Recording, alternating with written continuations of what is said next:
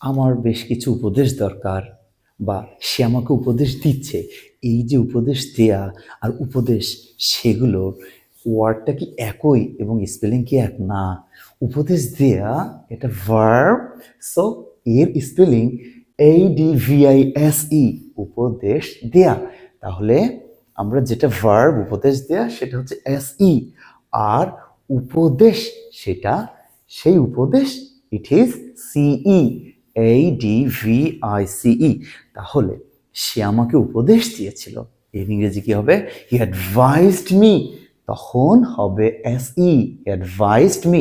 আর আমার বেশ কিছু উপদেশ দরকার, এই যে উপদেশ শুধু নাউন, তখন কি হবে?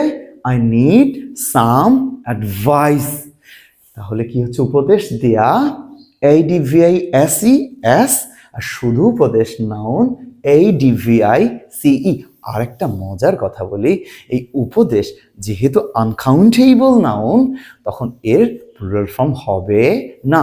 বেশ কিছু উপদেশ, সাম অ্যাডভাইসেস হবে না। তো ভালো থাকবেন সবাই।